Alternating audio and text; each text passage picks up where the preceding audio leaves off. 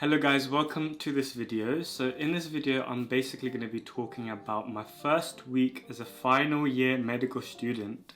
Like, can you believe it's been 6 years since I started medical school? How has time just flown by? And yet I don't feel like introducing myself as a final year, because that firstly makes me feel old. And secondly, how has this happened to me? Anyway, the imposter syndrome is kicking in mad right now. But essentially, I wanted to make this video about my first week experiences as a final year medical student. So I'm on GP placement at the moment, so I'll just go through what the placement was actually like. And it's actually not where I live at home. I've had to book out an Airbnb, which I got scammed for £1,500, So I'm going to be talking about, my experience with that, and I've just been through quite a stressful first week, to be honest. So if you want to hear a bit more about that scam, I'll be talking about it, at the end of the video, but I'll also be releasing a future video talking in detail about what exactly happened. So if you're interested, then keep watching and stay tuned for that. With that being said, I'll just talk about, what I packed for final year, where I am, what my placement is, and then my experiences of my placement so far. And then I'll touch upon the scam at the end as well. So essentially, our final year is 8 months long, meaning our finals are in March. So the first placement I'm actually on is GP placement for 4 weeks. This is actually happening in Coventry, although my uni is based in London. And since it's only 4 weeks, I had to take out temporary accommodation, which is where Airbnb comes in. So I booked an Airbnb for 4 weeks for this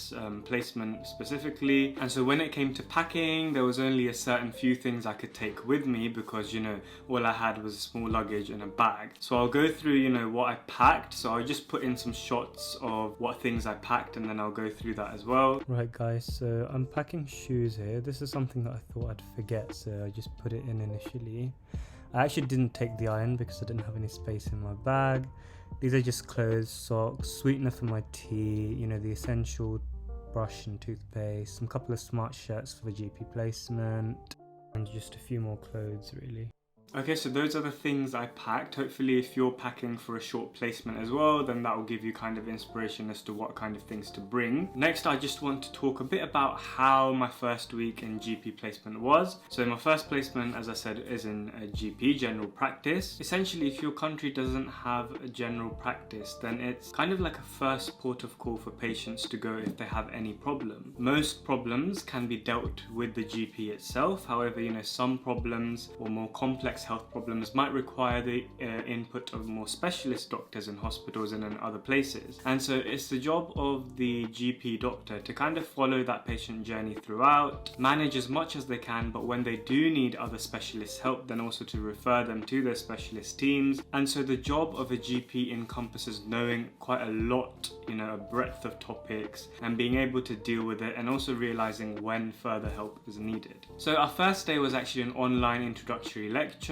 They just kind of talked through, welcome to final year. We expect this of you now, like time to start acting sensible and all of that stuff. And just kind of made me feel old really. But apart from that, it was just like, this is what a GP is, blah, blah, blah. This is what we expect for you for the placement. These are the things you have to get signed off. And then in the afternoon, we had what's like patient simulated or actor simulated consultation. So they were basically actors pretending to be patients, and then we had to talk to them, get a history, and then the GP tutor would also like observe our consultation and see where we could improve, give us feedback, all that thing. And the GP tutor we had was actually really nice. Like she just gave like good practical advice, and it was good because at the end she was like, okay, now that you all have had we were in groups of like 6 or however many of us there were, now that you've all had a go, let me show you how I do the consultation myself. And what I rated about that was like, rather than being like, okay, you guys are crap, now let me show you how it's done, rather than that, it was more like, watch my consultation and try and find out anything I could improve on, because everyone has something they could improve on. And I really rated that, the fact that she wasn't really complacent, but she was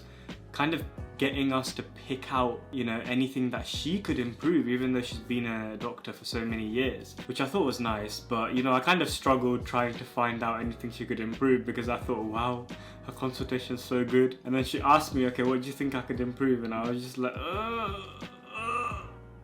But no, I did give her some like constructive criticism at the end, and she was like, what did I forget to do? And I was like, I swear you did everything you're meant to. But anyway, it was good seeing that even, you know, even seniors have things to learn, and that this is a career where you're always learning new things and always improving your skills and abilities, which is great to see. And then the rest of the week, we're actually in the GP practice on placement, seeing patients. So I'm with this GP tutor who's actually really nice, very supportive. We went through, you know, the sign-offs that we have to get through throughout the 4 weeks.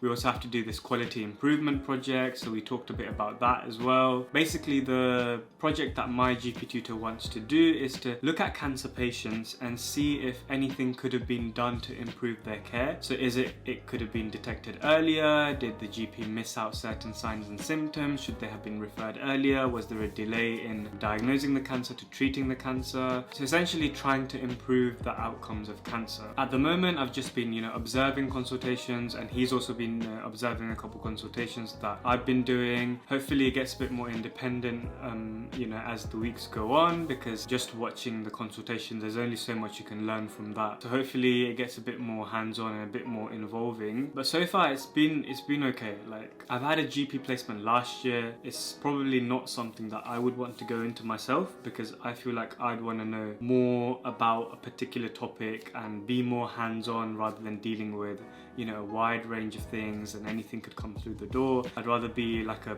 knowledgeable in some few areas and have, you know, skills and practical skills and things. So I don't really think GP is for me, having had a placement last year and also having had 1 week of this. But you know, it's a good place to learn because you're exposed to like so many different things. So I guess I'll still make the most of it and things and see how it goes. And it's always handy having a really nice doctor and things. So yeah, now about the scam. Essentially, I told you this placement's only 4 weeks, so I've had to book temporary accommodation, and I decided to book an Airbnb for these 4 weeks. I turn up to the train station where I'm meant to be at to realize that the Airbnb is a scam. You know, the host is not answering my messages, there's no way of coming in contact with him.